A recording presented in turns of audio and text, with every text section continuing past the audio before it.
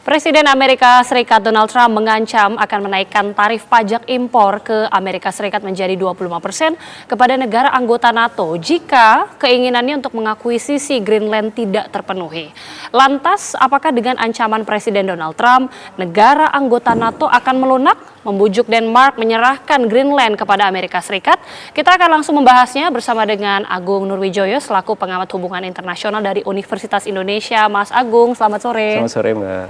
Mas Agung, kita sudah melihat sikap Donald Trump yang kita juga ketahui bahwa tetap kekeh untuk mencaplok Greenland, bahkan di tengah kecaman langsung dari NATO, bahkan mengirimkan pasukan juga, berencana untuk mengirimkan pasukan juga, tapi bahkan akan mengancam untuk menerapkan tarif. Apa sih sebenarnya dengan Greenland ini dan ambisi Amerika Serikat ini? Oke, yang pertama ini menunjukkan ya diplomasi koersif Amerika Serikat semakin agresif ya terutama dalam hal-hal yang menurut Amerika Serikat itu mengganggu kepentingannya.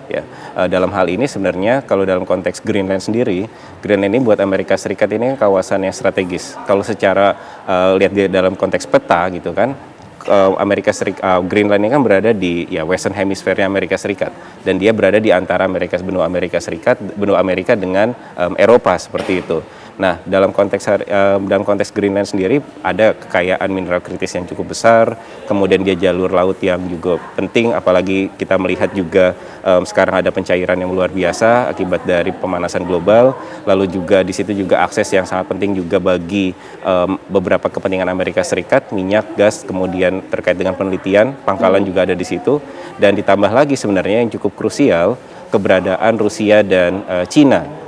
Dia yang punya, mereka dua entitas ini yang juga punya pengaruh terhadap wilayah Greenland baik dalam investasi maupun dalam kerjasama yang lain.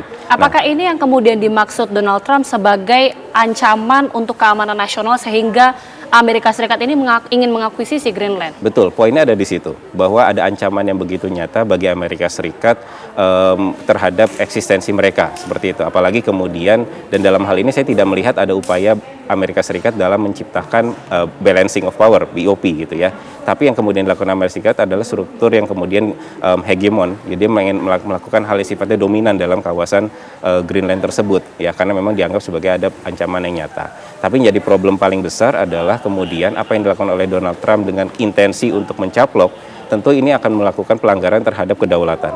Nah, ini yang kemudian akhirnya dunia internasional sebenarnya harus mengkritisi dan bertindak secara serius terhadap apa yang dilakukan oleh Trump, seperti itu. Dan saat ini kita lihat bahwa Presiden Trump ini juga mengancam akan menaikkan pajak masuk ke Amerika Serikat menjadi 20% kepada negara-negara aliansi NATO sendiri. Betul. Ini tindakan gertakkah menurut Mas Agung atau memang betul-betul akan terjadi, dan bagaimana kira-kira sikap NATO ini? Apakah sudah mulai melunak karena ancaman ini? Pola yang kemudian selalu dilakukan oleh Trump tidak hanya terhadap Greenland tapi juga kawasan-kawasan lain adalah tindakan yang biasanya sangat ekstensif dan maksimal biasanya. Ancaman yang diberikan adalah maksimal, ya. Kasus Iran kemarin, penggulingan rezim dan segala macam, isunya isu yang sangat maksimal. Dan termasuk dengan Greenland, isu paling besar adalah yang pencaplokan. Tapi kemudian dia akan, ini kan bagian dari political bargain-nya Trump sebenarnya. Ya, dia akan meminta sesuatu hal yang, kenapa tadi saya menggunakan istilah di awal adalah diplomasi koersif. Diplomasi koersif itu memang menggunakan ancaman-ancaman yang begitu nyata agar pihak lain itu merubah sikapnya, agar lebih melunak, seperti itu. Yang kemudian didorong memang biasanya sangat-sangat ekstrim.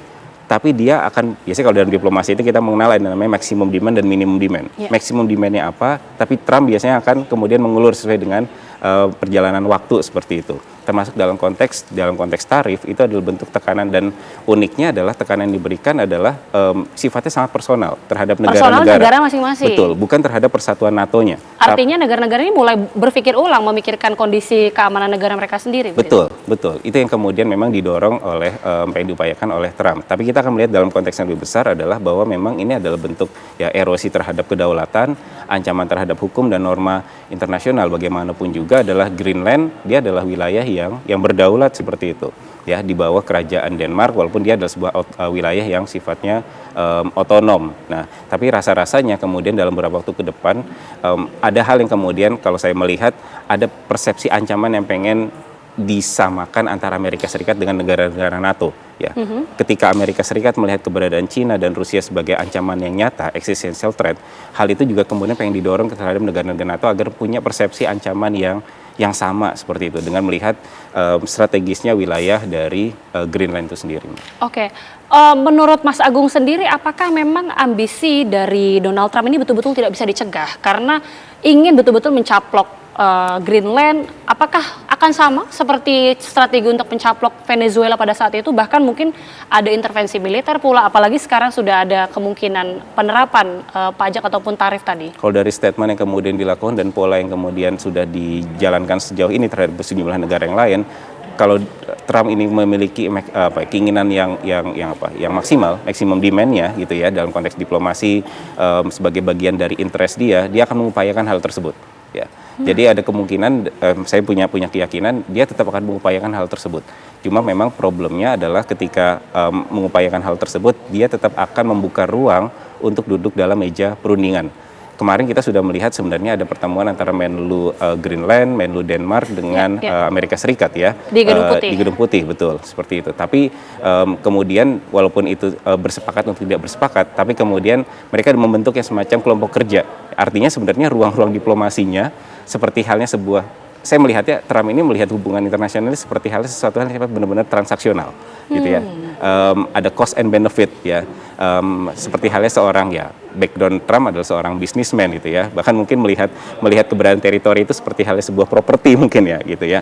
Jadi gaya-gaya yang kemudian dilakukan ini benar-benar sangat-sangat transaksional, tapi tetap membuka ruang-ruang dalam konteks diplomasi tadi.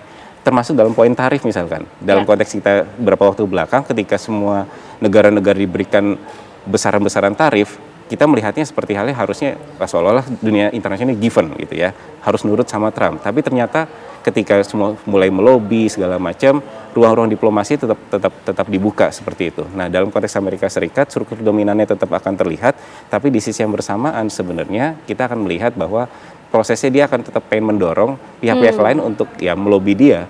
Ya, kita punya kepentingan yang sama, kita punya ancaman yang sama terhadap keberadaan Cina dan Rusia terhadap keberadaan dari Greenland seperti itu. Tapi ketika sudah ada kesadaran dari Amerika Serikat bahwa ada ancaman bahwa dari Rusia dan juga Cina begitu ya untuk bisa mencaplok juga Greenland, ambisi untuk mencaplok Greenland ini kan sebenarnya sudah cukup lama dari Amerika Serikat. Tapi strategi yang sekarang baru dilakukan oleh Presiden Trump. Kenapa?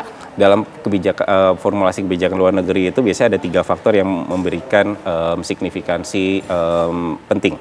Yang pertama itu faktor domestik, yang kedua itu adalah faktor eksternal atau lingkungan strategisnya, dan yang ketiga adalah leadership. Ya, jadi gaya leadership ini memberikan menurut saya pengaruh yang cukup signifikan. Ya, terlebih dengan kemudian melihat Donald Trump ini dengan paham maganya, Make America Great Again, ya, paham America First, yang ingin menunjukkan secara nasional sebenarnya secara domestik bahwa saya hadir untuk memberikan keamanan nasional. Saya hadir untuk memberikan dan mengedepankan kepentingan nasional Amerika Serikat seperti itu, dan memberikan persepsi bahwa keberadaan Amerika Serikat ini seperti polisi dunia. Padahal harus sadari bahwa dunia hari ini sudah berubah. Ketika kita bicara tentang Greenland, kita bicara bahwa NATO juga tidak baik-baik saja. Tapi di saat yang bersamaan, ketika Trump melakukan serangan juga ke Venezuela, kita melihat yang bersamaan Uni Eropa beberapa waktu terakhir bekerja sama dengan Mercosur misalkan. Artinya ini dunia sudah berubah. Dunia ini betul memang ada relasi power di dalamnya, struggle for power sudah dilakukan, tapi negara-negara ini juga punya independensi untuk menentukan arahnya masing-masing sebenarnya. Ada ruang-ruang itu yang dunianya sudah tidak bisa dilihat dalam konteks sekedar bipolar kekuatannya. Betul bahwa Amerika, Cina, Rusia ini dominan sekarang, ya. Tapi negara-negara lain ini kecenderungannya adalah mereka ingin mengurangi ketergantungan tadi.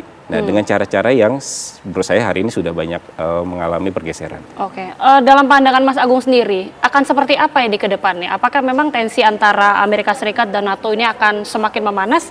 Atau kalau betul-betul Amerika Serikat ini mencaplok Greenland, ini sebenarnya akan seperti apa Amerika ke depannya dan dampaknya mungkin juga ke negara-negara lain? Dalam konteks misalkan dalam tarif misalnya tadi ya. Tarif itu kan kemudian diberlakukan mulai efektif sebenarnya adalah di waktu 1 Februari. Kalau kemudian 1 Februari itu tidak nurut, itu beberapa negara-negara seperti halnya Perancis, Swedia, Norwegia dan seterusnya itu tidak nurut, akan dinaikkan lagi tarifnya pada Juni 2026. Ya, sampai tadi disebutkan juga maksimal sampai 25% kenaikannya gitu ya. Artinya dia memberikan buying the time juga ya. tidak melulu kemudian kita melihat dalam konteks Greenland itu harus dilaksanakan dengan waktu yang sangat-sangat segera. Artinya ada aspek yang sifatnya buying the time, dia benar-benar pengen menunjukkan eksistensinya, ya kan? Dan kalau kemudian kita melihat bagaimana aksi Amerika Serikat secara agresif di kawasan yang lain, dalam konteks di Greenland dia benar-benar pengen menunjukkan struktur dominasinya. Dia pengen menunjukkan benar-benar sebagai aktor yang punya hegemoni di kawasan tersebut. Makanya kemudian model Rusia tidak banyak terlalu main campur dalam urusan ini.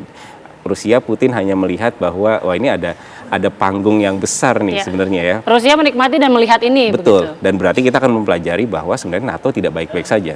Kita melihat bahwa satu ancaman buat NATO adalah ancaman buat seluruh keanggotaan, tapi ternyata kan yang dilakukan Amerika Serikat justru mengancam keseluruhan anggota NATO itu sendiri. Ya, berarti ada perpecahan di dalam NATO dan Amerika pengen menunjukkan kembali bahwa ya dia sebagai aktor yang paling dominan, pengennya demikian seperti itu. Oke, kita akan lihat bagaimana kemudian langkah dari Amerika Serikat maupun negara-negara aliansi NATO ke depannya. Tapi terima kasih sekali lagi Mas Agung Nurwijoyo, pengamat hubungan internasional dari Universitas Indonesia sudah bergabung bersama kami. Terima kasih. Selamat sore.